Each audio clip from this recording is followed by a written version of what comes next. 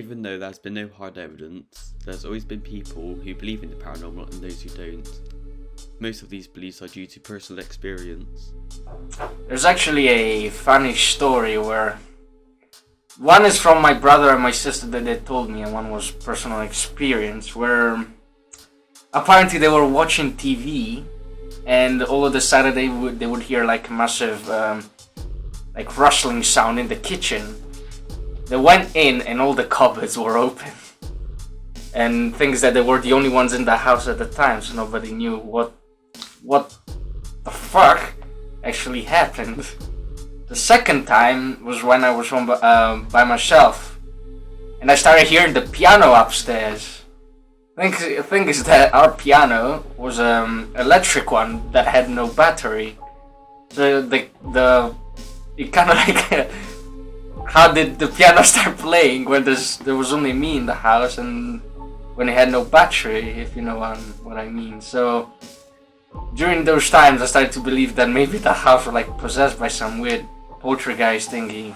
Maybe, I don't know, maybe it had the shape of Ryan or something, as I would imagine it, but...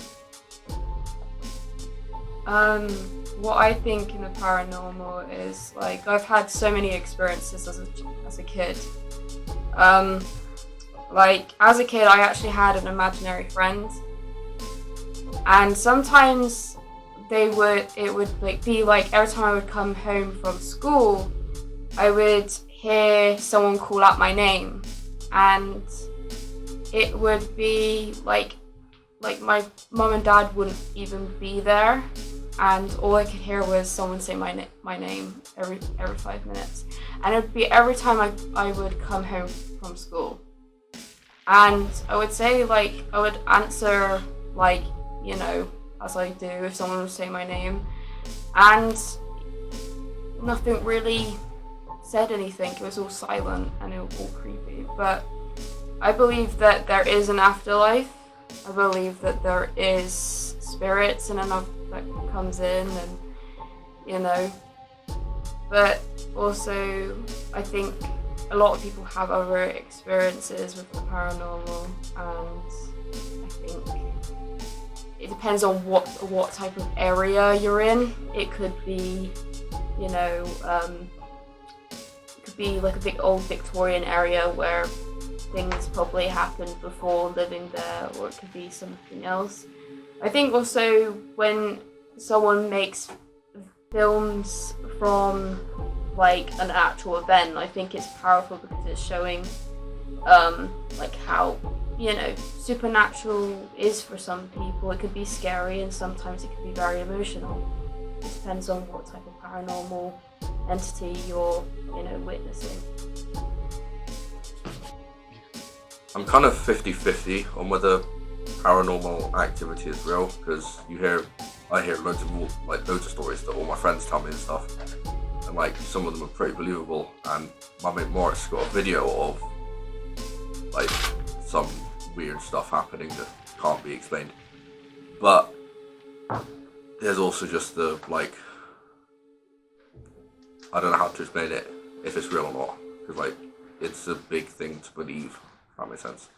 There have been a number of locations reported as haunted, such as Theatre Royale, 30 East Drive and Gettysburg. However, is this just people trying to make money, or are these real events? A good example to look at is the famous Enfield Poltergeist case, a case that lasted between 1977 and 1979 in the house 284 Green Street. This is the case that inspired the movie The Conjuring 2. August 1977, the Hodgson family started seeing and hearing strange things. Janet, who was 11 at the time, recalled sitting up in her bed to see her dresser slide across the room. That night, Peggy and her 4 children went next door to her neighbours for help. Vic Nottingham, a former bodybuilder, and his son went back to Peggy's home to inspect. Inside, they heard knocking sounds and called the police, suspecting it was a prank. The officer who arrived reported witnessing a chair rise up and move across the floor on its own. It came off the floor, or maybe a ½ inch, I should say, and I saw it slide off to the right, about 3.5 to 4 feet before it came to rest.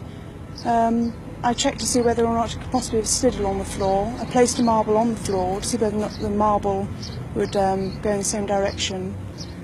as the chair did, and it didn't roll at all. I checked for wires under the cushion of the chair, and I could find no explanation at all. The next night, Vic Nottingham went back to the house. He and the family were amazed when the children's toys flew across the room, hitting them as if they were being attacked. The police could do nothing.